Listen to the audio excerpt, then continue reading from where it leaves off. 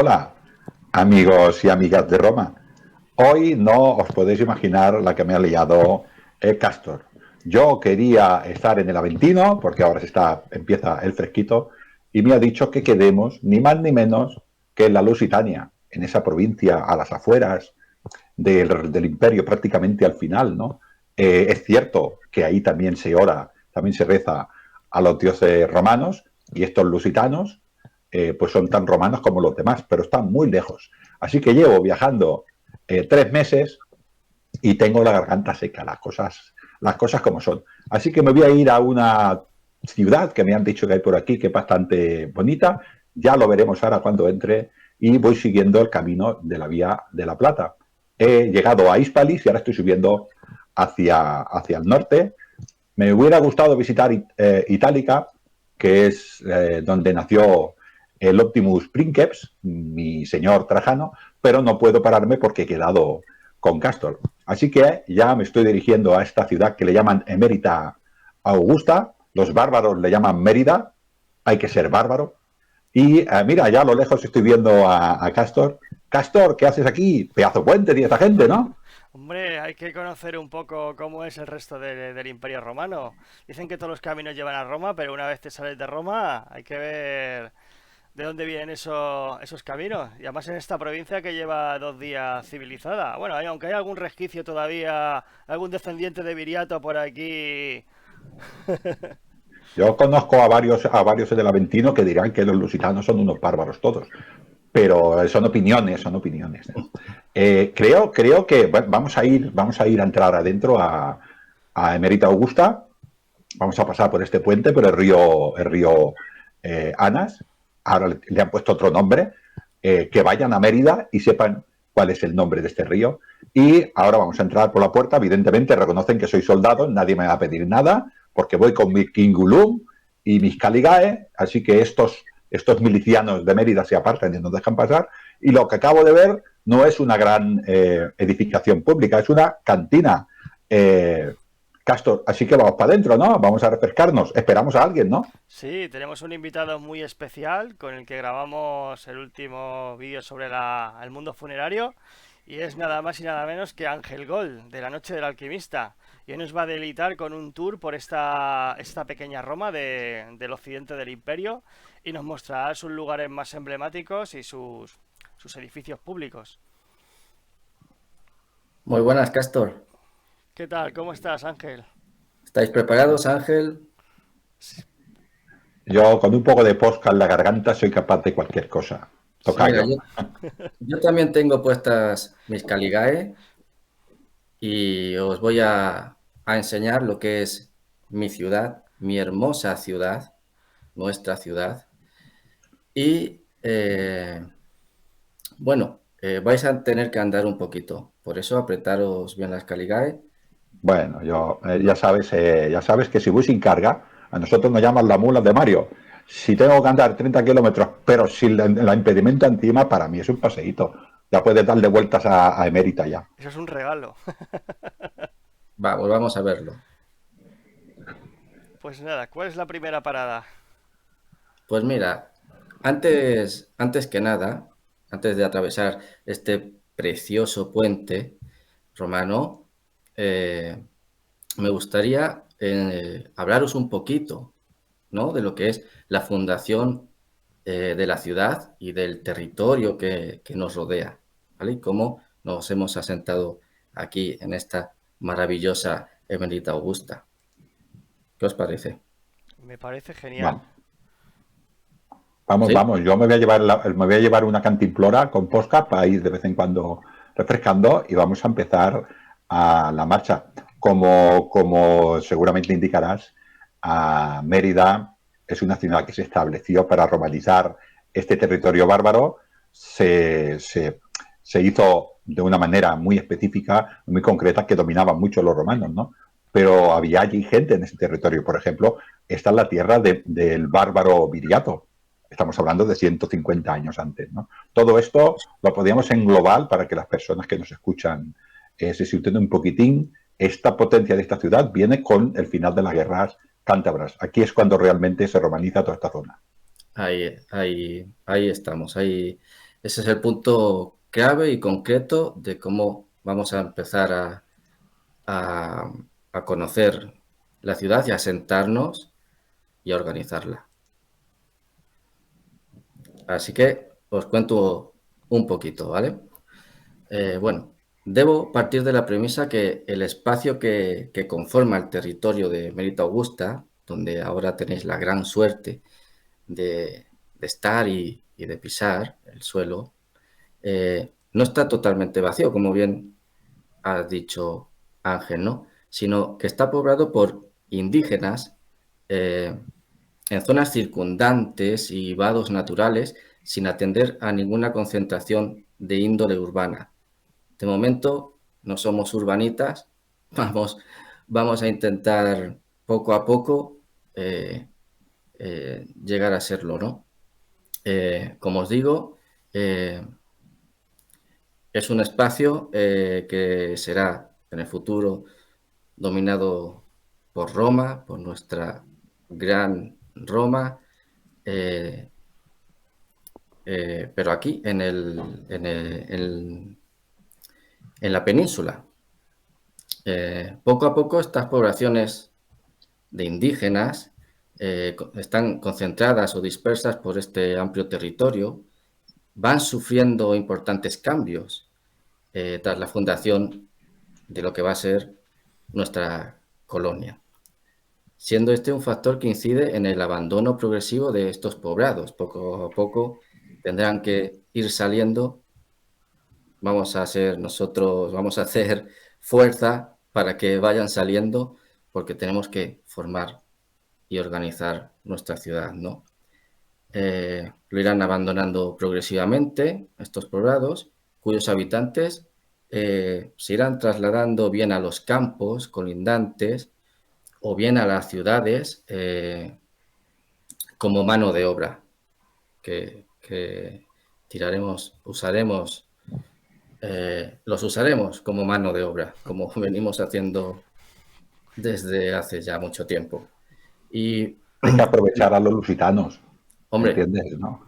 De hecho, a ver, lo digo un poco de broma, pero todo esto es una organización que Roma tenía muy masticada, que empezó no mucho antes, 100 añitos antes, no mucho, con los problemas que ellos mismos generaron en su propio terreno, y la ciudad se va a fundar precisamente para vertebrar el territorio, para romanizar, pero también para explotar, para extraer riqueza. Y para extraer riqueza necesitamos, entre comillas, empresarios a la romana, y necesitamos también mano de obra más o menos específica, más o menos artesanos, para que me entiendas, y también necesitamos esclavos, que es la mano de obra más bien barata, ¿no? En este caso, no sería este tipo los lusitanos no serían este tipo de esclavos, sino que serían más bien profesionales o más bien artesanos, o aunque sean trabajadores de no tanta categoría, pero trabajadores libres, no eran esclavos, ¿eh? No lo entendamos así. Esclavos son otros. Ya en esta época no había esclavos. Los lusitanos fueron esclavos 100 y pico de años antes, pero ya para esta época eran hombres libres que, como dices tú, al ver cómo se vertebraba esa ciudad, a ellos mismos ya les iba, porque ya veían que allí había riqueza y la gente quiere riqueza, quiere tener un futuro en su vida, ¿no? Y esto será parte de la población que se incorporaba, aparte de los que ya hablaremos, de los colonos, estas poblaciones también se incorporaban a la ciudad. Eso es, porque además pasarán, como bien dices, a formar parte de lo que va a ser el entramado de nuestra ciudad, ¿no? De la colonia. Y bueno, esto llevará al abandono definitivo de su forma de vida a lo largo de todo el siglo, ¿Y para empezar. qué forma de vida era esa? Saquear los territorios colindantes, ¿no? Los lusitanos eran Bueno, muy famosos por la ferocidad de sus racias. Llegaron incluso hasta cruzar el estrecho de las columnas de Hércules, como lo conocen los bárbaros, el estrecho de Gibraltar. sí, menos mal que llegó Roma a civilizar a esta gente. Ahí lo Estaba... dejo. Sí, además, una de las razones que hacen apetecible el asentamiento humano tiene mucho que ver con los condicionantes topográficos que vamos a tener, ¿no? Alrededor del territorio, ya que el propio establecimiento físico de lo que va a ser nuestra colonia de mi muy querida llamada Emérita Augusta, es el propio establecimiento físico de la colonia y su área circundante, como bien digo, que obedece al conocimiento de los recursos, como dice Ángel, económicos e hídricos de la zona, que son muchos y muy ricos. El agua es vida. El agua es vida y tiene que haber agua en todo lugar para la vida y para construir también, por supuesto. ¿Y en qué momento surge la idea de fundar una colonia en esa parte del mundo? Bueno, pues mira, en cuestión a la zona, al tipo de estratégico, bueno, siempre va a ser necesario un control militar de la zona, ¿no?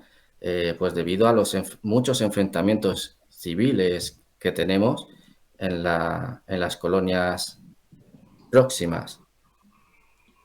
Este lugar donde se va a ubicar, donde vamos a ubicar Mérito Augusta, es favorable para el asentamiento humano por la presencia de espacios abiertos sin dificultades orográficas que permiten importante aumento de las posibilidades de intercambios culturales y comerciales. O sea, vamos a tener unos intercambios culturales y comerciales con las poblaciones indígenas cercanas y como hemos dicho, pues poco a poco vamos a ir civilizando y culturizando a estos indígenas hasta que formemos la colonia.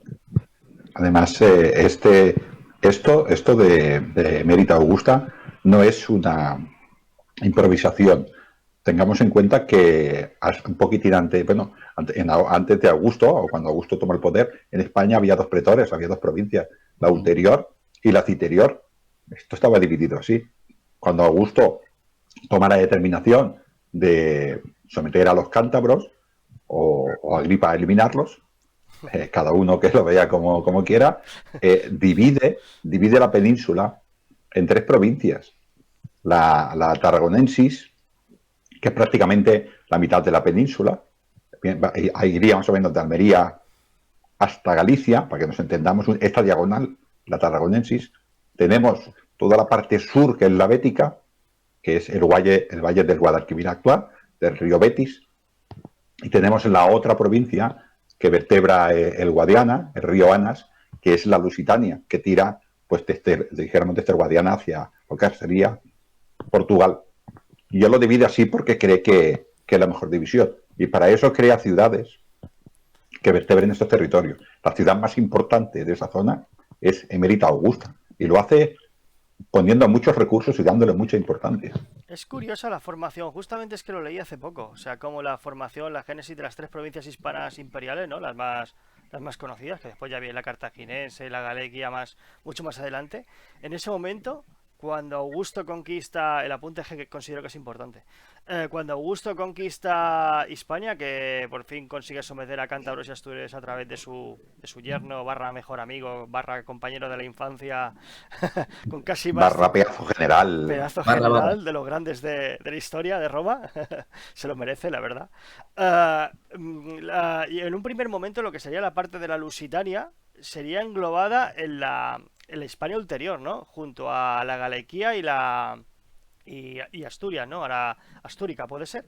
Y Cantabria, el territorio de los cántabros, sería añadido a la Citerior. Pero se ve que después hubo una segunda remodelación en el que él, para Augusto, en su inmensa sabiduría, que para eso le llamaron padre de la patria y no en vano, al final esa parte que había asignado a la ulterior, la asignó a la tarraconense, que era Astúrica y Galeguía, ¿no? Y Lusitania se ve que por la gran diferencia que había entre la zona del Valle del Betis, que eran ciudades prósperas, que ya tenían casi 200 años de civilización. Turdetanos. Turdetanos, sí, no eran unos bárbaros cualquiera los turdetanos, ya tenían un bagaje cultural bastante potente, ¿no? Pues era una zona bastante civilizada y bastante romanizada. De hecho, antes la han mencionado, Itálica está en el Valle del Betis, es la primera colonia que fundan en territorio hispano. O sea, claro, había una diferencia bastante grande con respecto al territorio que englobaba lo que era Lusitania, ¿no? Que era mucho más agreste y de hecho sus habitantes pues apenas estaban por romanizar, ¿no? De hecho los lusitanos, betones, ¿cuáles eran los otros que ocupaban esa zona concretamente? Los celti, bueno, los kelti en latín. Y claro, y se ve que pues debido a que la diferencia era tan considerable, pues decidió partir lo que había quedado de la ulterior en la ulterior lusitania y la ulterior bética, conocidas vulgarmente como la lusitania y la bética. Bueno, consideraba que era importante el matiz. No, no, sí, es, la división tiene que ver por algo. También se quedó como colonia imperial la Tarragonensis, que era la que tenía la séptima Gémina después.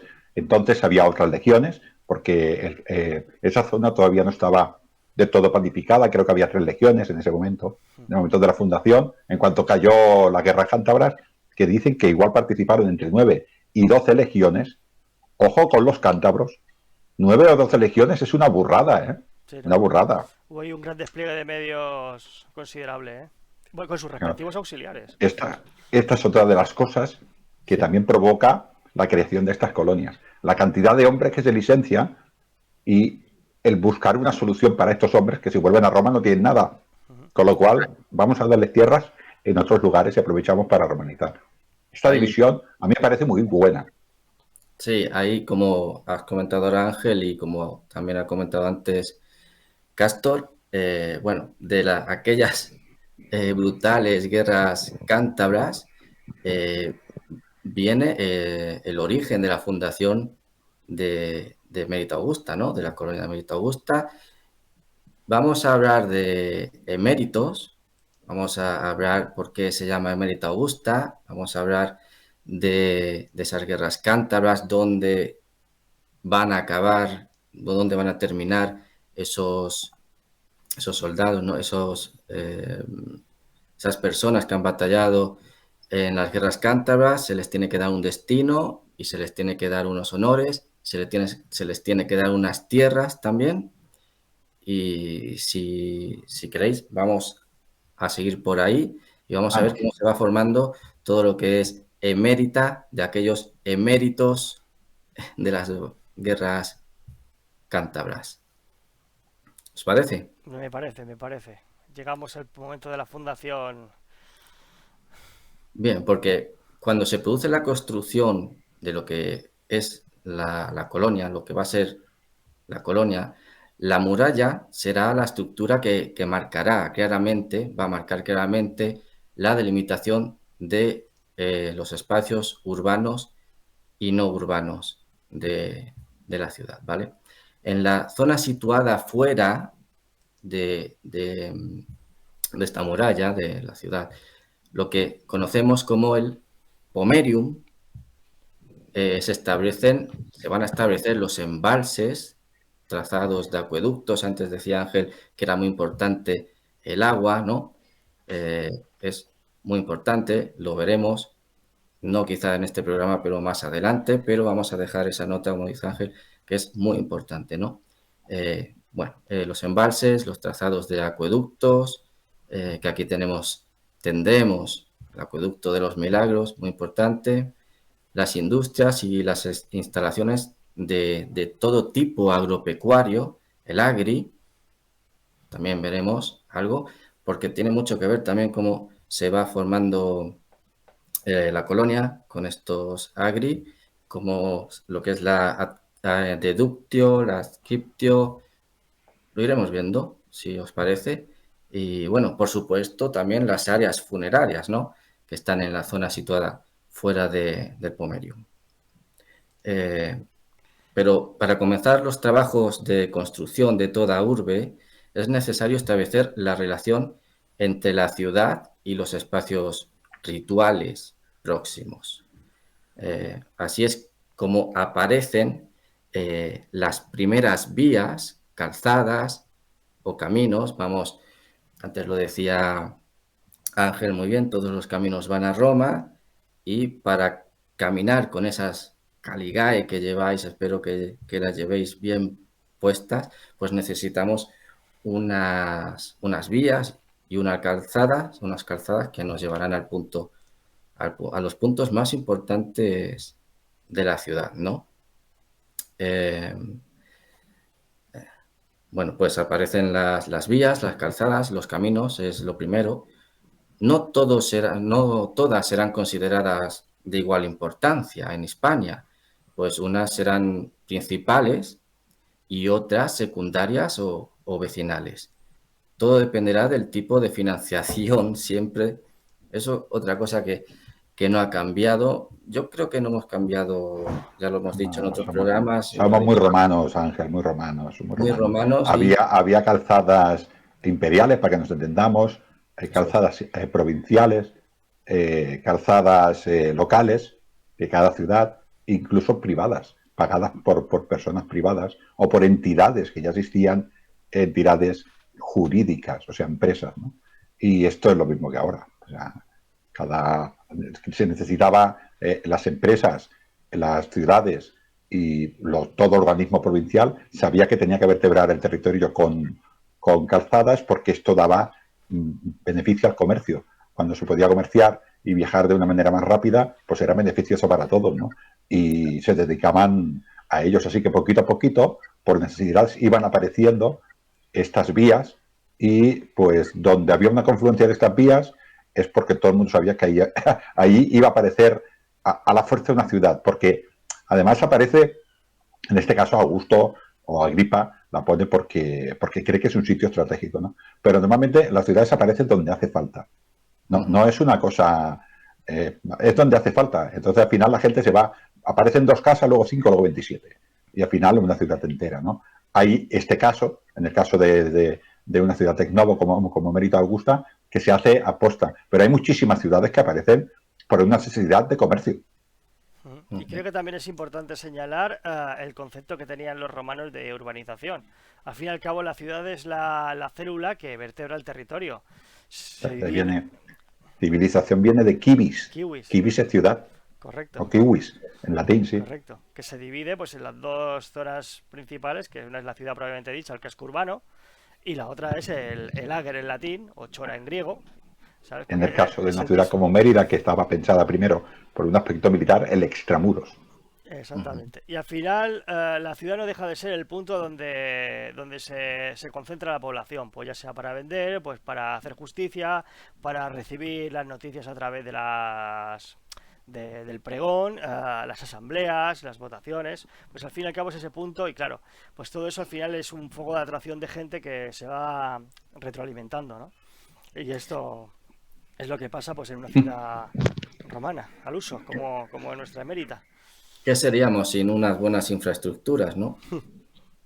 Claro, Eso, Claro. es lo que soporta, son las que soportan, ¿no? ¿Cómo se, Es que, la materialización, ¿no? De eso, la perdón, física. pensemos lo que hemos dicho, lo he dicho de broma, lo de los lusitanos, ¿no? Los lusitanos tienen que tener un cierto nivel de civilización complejo, puesto eran capaces de mantener 5.000, 10.000 hombres constantemente en lucha, y eso quiere decir que tiene que haber una organización relativamente compleja.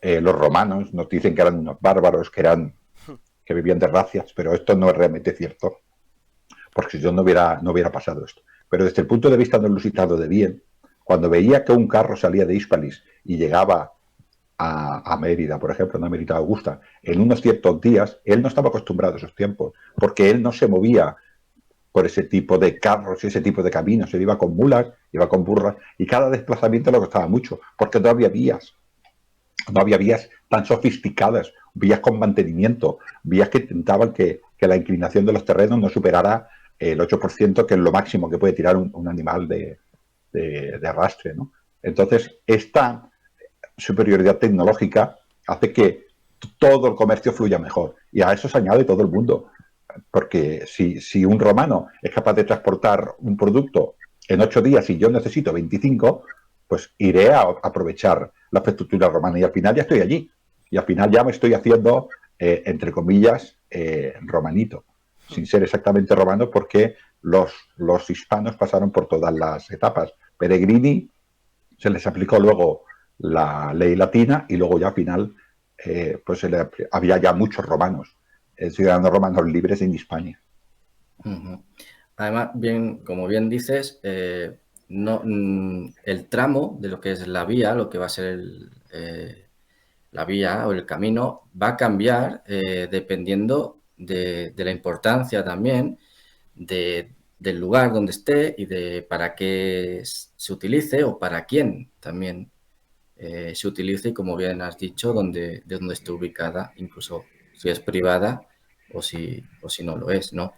Así que en sus primeros tramos, las vías consideradas principales son meros reflejos de la secuencia urbana, ¿no? Lo que es la secuencia urbana ya te va dando una pista de cómo es una vía y dónde está, por qué y a quién pertenece y a qué pertenece, ¿no? A una centena de metros de la muralla, la vía va cambiando en su estructura, ¿no? Y en su fábrica también, para pasar a ser meros caminos, en algunos casos, de tierra que favorecen o van a favorecer la rodadura de los carros que transitan por ellas, como bien has dicho, Ángel, ¿no? Las vías, confluyen en las proximidades de la ciudad, con la prolongación del Cardo. Veremos lo que es el Cardo, donde se encuentra, en esta ciudad de Mérida Augusta, como en todas las ciudades, ¿no?, de Roma, y el Decumanus, debido a un camino de circunvalación. Pasará por ahí. Las proximidades de la muralla y donde la Vía de la Plata va a ser la vía principal y esencial y fundamental de este territorio, ¿vale? Pero no a la Vía de la Plata en Mérida, en la colonia de Mérida, no accederá directamente a la ciudad, sino que la rodeará por el perímetro amurallado. Lo que es la Vía de la Plata va a ir rodeando lo que es el perímetro de la nueva colonia. Hasta hicieron la circunvalación, imagínate, si son modernos estos romanos. La M30 de Mérida, sí. El equivalente. Vale. Bueno, a partir de ahí, ahora seguro que Ángel entrará más al detalle. Una vez realizada la deductio, se incorporó una población, como hemos dicho antes, foránea, que recibirá por los servicios, en este caso, prestados en su trayectoria militar, fuera del suelo itálico, unos lotes de tierra en este territorio que hemos dicho desde el principio que vamos a ir formando, ¿no?, alejados de las armas y de los enfrentamientos militares. O sea, creo que ellos ya habían cumplido con su labor, con las armas y con su obligación militar, y ahora les esperará otra vida más tranquila, quizá, o más... El jubilus, sí. Además, los lusitanos son malos, pero se ve que las lusitanas son guapísimas. Así que los soldados, hay que sí, en la península, hijo mío, mira para donde quieras. Sí. Estos hombres que venían de luchar duramente en las guerras cántabras en dos fases. La primera fase en la que Augusto dijo, pues se puso hasta malo, casi se muere en Tarragona el hombre del disgusto. Pero luego vino Agripa y se lo arregló. Es que era pero bueno, es como, hay muchos, claro, hay muchos jubilados, muchos mérite, muchos hombres que habían tenido mérito en el ejército, entonces estos merecían. No siempre ha sucedido así, pero en esta época era bastante habitual que los comandantes dieran lotes de tierra en estas deductios a los hombres. Primero, bueno, luego si quieres vamos un poquitín más cómo se hace, ¿no? Pero eran unos seleccionados a los cuales decía, a ti te ha tocado tierra en Emérita Augusta, baja para abajo, que ya te las haremos. Y estos hombres bajaban, ¿no? Y luego se las daban. Este sistema era tan complejo, como has dicho, el Decumanus y el Cardo que va de norte a sur y el Decumanus de este a oeste, se extendían fuera de la ciudad y dividían todos los territorios en 4 zonas, a la izquierda del Cardo, al norte del Decumano, en 4 zonas. Y cuando a estos hombres les daban las tierras, sabían dónde estaban las tierras por las tablillas que les daban. Estas tablillas tenían una copia ellos y otra copia iba al registro de la propiedad. Ojo, y todo esto estaba muy, muy regulado. Era una forma de censar también, ¿no? Sí, exacto, es que es lo mismo. Eso iba a preguntar, o sea, la ascripción sería como un censo, ¿no? Que se hace de todos los ciudadanos a los que se les sería asignada una parcela, ¿no? Y la deducto ya sería o sea, sería la Una es decir, ¿no? te ha tocado tierra, la deducto sería más el efecto de fundar y centurizar, y luego venía el sorteo, que te daban la tierra donde te tocara. Evidentemente, podéis entender que en Roma nunca hubo un sorteo amañado, esto no pasó nunca, No, en Roma y imposible. las mejores tierras pues daban, por casualidad, pues amigos de los prohombres de Emérita Augusta o de estos generales que fueron allí. Pero es por casualidad, porque los dioses quieren las cosas así. Así que al emérito le tocaban tierras, pero las más buenas le tocaban a los amigos, a los eméritos amigos de estos generales. Las cosas como son. Pero bueno, tenías tierras y también tenías dinero, ¿eh? Cuidado, que en esta época el ejército también era profesional. Así que se le abría, como dices tú, un buen futuro a estos hombres. Si no tenían ya sus propias mujeres, que podrían ser, estamos hablando de hombres de anteriores a los 50 años, o sea, eran relativamente jóvenes, pues podían tener una descendencia y una buena vida. Bueno, pues a partir de aquí bueno, estos serían, como hemos dicho, los primeros censos de la colonia. A partir de aquí vamos a ver cómo se va estructurando todo, cómo se hará el sorteo, que será una de las partes finales, pero vamos a ir viendo, si os parece, porque una vez dominada toda la península, ya, nuestro gran Augusto decide crear la ciudad para asegurar... A ver. Perdona que intervenga. Augusto es bueno, pero Trajano es más bueno. Trajano también es muy bueno porque también en Mérida le rendimos muchos honores y le tenemos mucho cariño y lo vamos a ir viendo también, pero... El primus inter pares y el óptimos princeps, si es que son uno para el otro. Bueno, haremos un programa de debates al respecto. No estoy tan conforme. Sí, eso hay que... El Mulsum no te sienta bien. No, me siento de maravilla.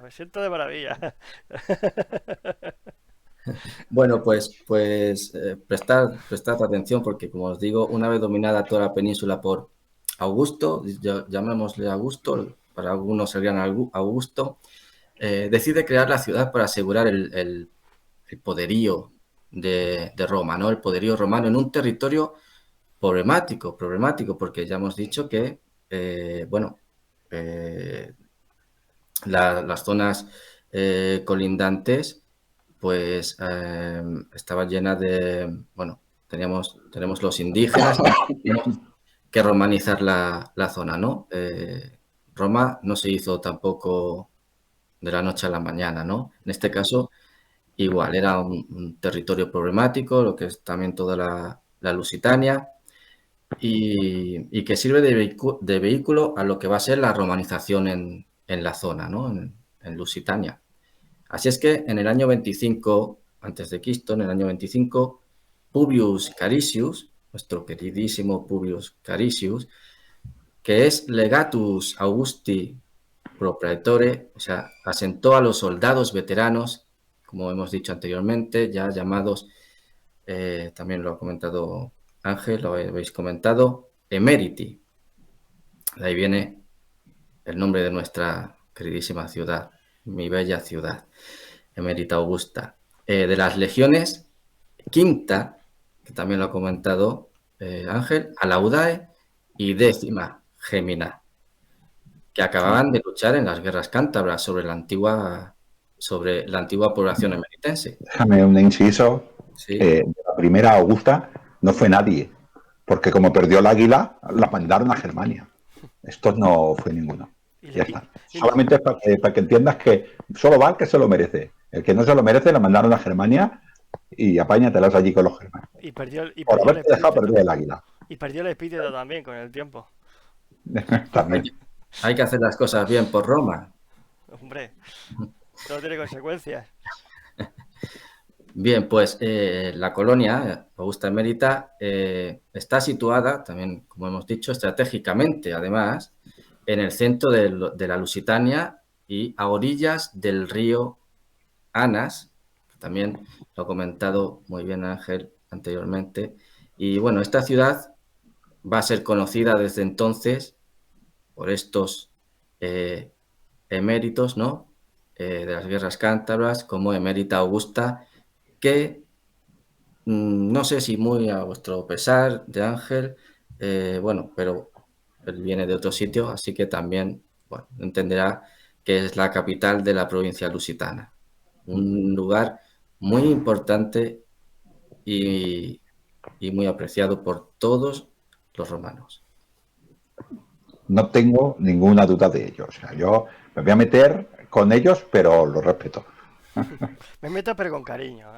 Sí, no, no, a ver, Emérita Augusta fue una ciudad muy, muy importante, mucho.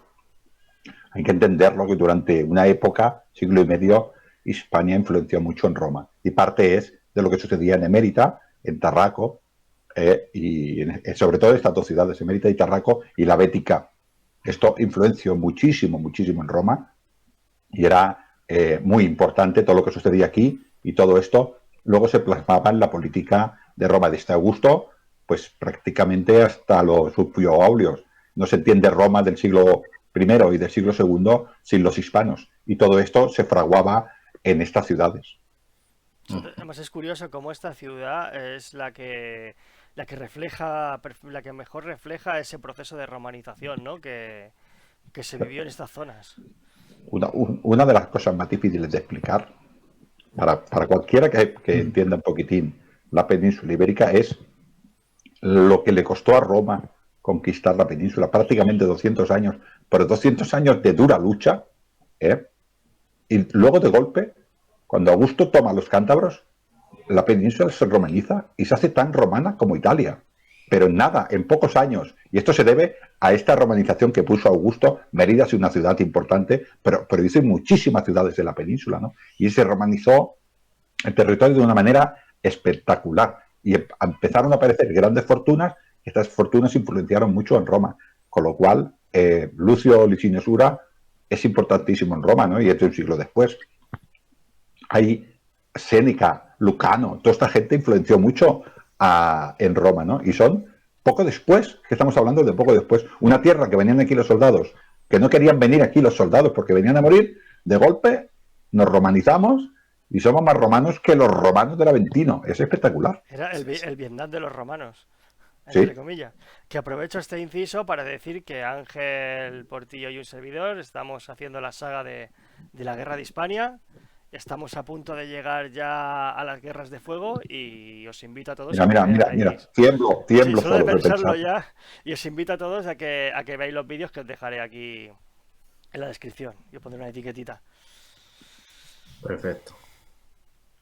Pues bueno, pues una vez elegido el lugar idóneo, porque este era el lugar idóneo y el lugar preciso donde tenía que estar eh, esta ciudad, pues una vez elegido el lugar idóneo para la fundación, Publius Caricius se hizo cargo del proceso de deductio de los colonos en un establecimiento que sirvió para mejorar las comunicaciones entre el sur y el norte peninsular. Eh, el norte peninsular. Las fases esenciales en la fundación de Augusta Emérita, como en la de otros establecimientos romanos se crean mediante la deductio, que sería el primer paso, la adscriptio, que sería el segundo paso, y, como también ha dicho antes Ángel, el sorteo o sortitio. Esos serían, digamos, las fases que hay que llevar a cabo, que hay que cumplir para que podamos tener establecida nuestra colonia, ¿no? Claro, primero, para resumir así un poquitín, primero necesitamos colonos. Eso es. Siempre en este caso, como será una colonia romana, tiene que ser ciudadanos romanos de pleno derecho, en este caso son legionarios, que tienen que ser ciudadanos romanos de pleno derecho. Estos legionarios se jubilan, ya son otra vez legionarios, ya son otra vez ciudadanos romanos de pleno derecho. Tenemos los colonos, los colonos van hacia la colonia que se va a fundar. Hacemos la deductio, que es esta organización de todo esto, está la inauguración, la estructura el reconocimiento de todo todo el área, de todo el campo, esta distribución, esta centurización, dividir por centurias, para que nos entendamos, por terrenos, más o menos cuadriculados. Siempre estas líneas rectas pues tienen que respetar, pues evidentemente, la orografía del terreno. Si hay una montaña abrupta, pues esa línea se rompe, ¿no? Pero bueno, intentamos siempre hacer líneas rectas paralelas al cardo y paralelas al decumano, y ahí ya tenemos divididos pues los diferentes terrenos, que luego, base a un sorteo más o menos legal, pues a estos colonos les van tocando estas tierras. Por sorteo, en principio. En principio. Bueno, créetelo. Las tierras que están más cerca del agua, ya te digo yo que le tocaba a la gente más importante. Las que estaban más lejos, pues a gente menos importante. Pero todos tenían tierras, que también está bien. Siempre ha habido élites y jerarquías. Siempre, siempre. Además, en Roma, eso estaba bien visto. Será porque los dioses quieren. Los dioses lo mandan así, pues... Todo voluntad así. de los dioses. Y yo no quiero ser rico, ni patricio, pero yo nací aquí, ¿qué quieres que te diga? Pues será porque los dioses quieren. De hecho, lo que somos y lo que tenemos es gracias a los dioses, eso no se puede negar. Eso se llama pietas. Donde te toca, te ha tocado. Aguántate y calla.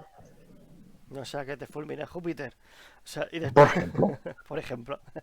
Por ejemplo. Y una vez ya... Júpiter era mucho de rayos, Júpiter. Sí. Le gustaba mucho. Me gusta mucho jugar con el fulmen. De bien la palabra. Quería matizar. O sea, después de estos 3 puntos, o sea, lo que sería la inscripción, ¿no? O sea, el censo, el censo, hacer las parcelas y asignarlas por sorteo, como bien has dicho. O sea, el proceso después de fundación de la ciudad como tal, que sería como el resto de ciudades mediterráneas, ¿no? Se seguiría el trazado ritual con el arado, ¿no? Con la pareja de un buey y una vaca, ¿puede ser? Es que en Roma todo tiene que ver con la voluntad de los dioses. Con lo cual, para yo fundar la ciudad, tengo que poner lo de siempre. Tiene que haber un augur, tiene que decir que este es el sitio adecuado, hacer el ritual correspondiente para poner, entre comillas, lo que ahora llamaríamos la primera piedra. Allí estaría el foro, allí estaría el templo principal de esa ciudad. Del foro, de la parte de abajo del foro, partiría el Cardos y el Decumanus. Bueno, esto es todas las ciudades, y sobre todo si son ex novo, como es el caso de Mérida Augusta, pues los rituales son los básicos de cualquier ciudad, porque no podía ser de otra manera, porque los dioses intervenían absolutamente en todo, con lo cual primero había que pedirle permiso a los dioses para fundar la ciudad. Sería el augurio, y era ese lugar exacto que querían los dioses, no en la que quería el general. Además, aparte de esa parcelación que dices, Castor, y ese reparto de tierras, ¿no? En colación a eso que dices, bueno, en esta fase que bien nombras, el legado de Augusto en la provincia lusitania y deductor, que hemos dicho que es Publius Carisius, es él el que supervisa el nombramiento de comisarios y agrimensores. Los agrimensores, muy importante también para este punto, ¿no? De llevar del reparto de las tierras, ¿no? De la parcelación de las tierras, que es el que organiza y distribuye las tierras centuriadas, como ha dicho Ángel. Creo que lo has comentado tú, Adrián. Esta placa que les daban de bronce, que localizaba como si fuera coordenadas cartesianas, o sea, el 27 del Cardo norte, 34 de Cumanus oeste, y ahí te tocaba tu tierra. Esta placa ya te identificaba a ti como una persona primero censada, y tú vas a pagar impuestos sobre esa tierra. Censada. Sobre eso había una réplica. Eso había una réplica, en este caso sería foro local, porque era una colonia en esos momentos, y todo el mundo sabía que eran tus tierras. Era un registro de la propiedad que también te obligaba a pagar impuestos. Y una copia de esto, una copia de toda la distribución de la centralización, se mandaba a Roma. Cuidado con esto. Además, él es Publius Carisius, quien define el territorio a repartir. como su estatuto jurídico, como has dicho, ¿no? En esta fase, con los primeros colonos en lugar en lugar de la fundación y el asentamiento. Y se procederá al establecimiento del, que creo que lo has preguntado antes, Castor, lo que es el Sulcus Primigenius, el surco sagrado que delimita, que va a delimitar el perímetro del centro urbano. Todos queremos imitar a Rómulo, al gran Rómulo. Este sí que era grande. Es imitando al Pomerium, que viene de este recuerdo de cuando Rómulo pues fundó la Roma Quadrata. Pues es este recuerdo, esta parte sacra, porque esto era sagrada también de la ciudad. Sí. La sacralización del espacio, ¿no? Por así decirlo. Y separar lo que Sacratio, sí, sí. separar lo que sería también la ciudad de los vivos y lo que sería también la ciudad de los muertos, Una, que estarían fuera. Era una, bueno, en Roma se llama lustratio, era una purificación del terreno. Ese terreno pasaba a ser terreno de los dioses que adoraban los romanos, con lo cual pasaba a ser terreno sagrado, pasaba a ser parte de la propia Roma, para que nos entendamos. Sí, y en este momento es cuando se establece un arado tirado por un toro y una vaca, tras la realización del acto. Blanco sí puede ser. ¿Sí? Este es el rito que según Dionisio nos dice que hizo Rómulo. Sí. Eso nos dice. No acabó bien ese rito. Murió un hermano, pero no quiero entrar en este tema. No, bueno, eso para otro episodio, ¿no? Otro programa. Sí, es un acto simbólico y ritual y religioso, que es lo que es el acto en sí, el acto que establece lo que es el pomerium de la colonia. Y, como dice Ángel, vemos que ya desde Rómulo, pues vamos a seguir la tradición, ¿no? Vamos a hacer las cosas siempre con un criterio y con una tradición que es la nuestra, ¿no? Bueno. Y bueno, esto implicaba el cumplimiento además de diversas leyes también, como la prohibición de entrar dentro del sulcus, como hemos dicho, del surco sagrado que delimitaba el núcleo urbano de la colonia. Vamos a ver lo que hay dentro y lo que hay fuera, no es lo mismo que lo que hay dentro y lo que hay fuera, y vamos a tener ahí ciertas leyes y ciertas prohibiciones, ¿no? Dependiendo de dónde nos situemos. Sí, solía ser que en el Pomerium, en el sitio sagrado, en la ciudad, para que nos entendamos, intramuros, no todas las partes de la ciudad, pero intramuros, entraría, dijéramos, la ley civil, y en estos primeros estadios de Roma, como colonia, de Mérita Augusta, como colonia que partía de una situación militar, fuera estaba la ley militar. Con lo cual, el encargado del ejército era el que mandaba. Dentro de la ciudad ya había un organismo civil que tenía otras maneras de ver, dijéramos, la vida. Había una vida intramuros y otra extramuros. Y en estos primeros inicios tenía que ver con el aspecto militar todo, porque estamos hablando que todavía la península ibérica está relativamente poco romanizada, ¿no? Y están intentando hacerlo, con lo cual fuera tenemos un pretor, no tenemos un gobernador, tenemos un pretor, y el pretor tenía imperium como imperium, podía aplicar la ley, en este caso ley militar, pero fuera de este pomerium, fuera de este lugar sagrado a los dioses, que ahí ya no podemos entrar con el ejército como tal, sino que entra la ley, dijéramos, civil y religiosa. Y este va a ser el punto de gran inflexión, ¿no? De la romanización a partir de aquí, ¿no? Y bueno, celebrado ya este acto, este rito simbólico por excelencia, se procede a lo que es la tercera fase que hemos comentado antes, que es el sortitio, el sorteo, y se asignaba por sorteo los lotes de tierra previamente centuriados por los agrimensores, nombrados por Publius Carisius, que le debemos mucho a Publius Carisius. Sí.